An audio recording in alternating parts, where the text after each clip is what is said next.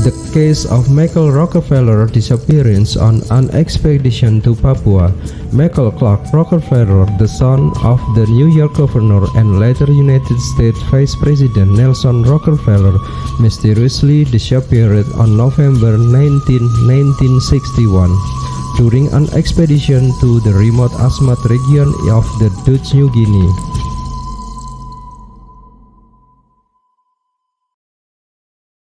These disappearances remain one of the most famous unsolved mysteries of the 20th century.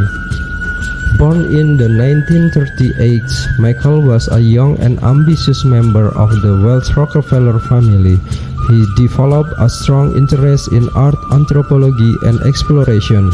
After graduating from Harvard University in 1960 with a degree in history and economics, he joined a Harvard Peabody Museum expedition to Dutch New Guinea to study the Asmat people, an indigenous group known for their elaborate wood carving and warrior tradition. Fascinated by the Asmat culture, Michael decided to return to the region in 1961 on his own initiative.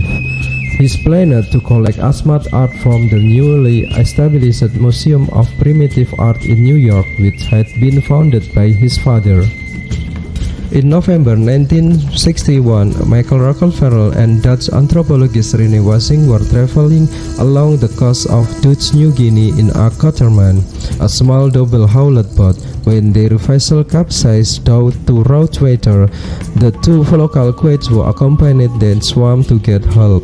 But after a night adrift, Rockefeller, believing he could swim to shore, tied gasoline cans to his waist for buoyancy and attempted to swim to estimated 12 miles to land. Wassing was later rescued, but Rockefeller was never seen again. His official status was declared missing and presumed dead in 1964, but speculation about his fate has continued for decades. There are several theories regarding what might have happened to Michael Rockefeller.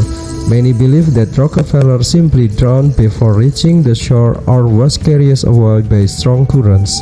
The waters around Papua are known for dangerous depths, sharks, and saltwater crocodiles, making survival unlikely.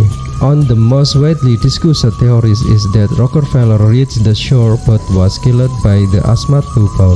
At the time, certain Asmat tribe practiced ritualistic headhunting and cannibalism as part of their traditional warrior culture. In 1915, a Dutch colonial officer had killed several Asmat warriors in a violent conflict, and some speculated that Rockefeller may have been killed in revenge. Another theory suggested that Rockefeller was taken in by the Asmat and left among them, either voluntarily as a captive. Some reports have surfaced over the years of a white man seen among the Asmat, but no concrete evidence has ever been found to support this claim. Some researchers believe that Dutch authorities, eager to avoid international scandal and political tension in our region on the verge of independence, Indonesia annexed Papua in 1963, may have covered up information about Rockefeller's true fate. In the years following Rockefeller's disappearance, various expeditions and journalists have tried to uncover the truth.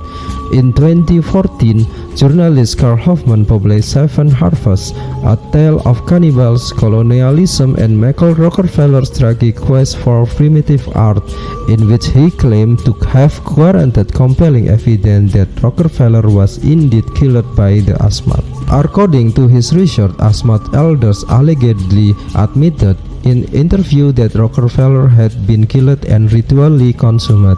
However, there has never been official confirmation of their claims.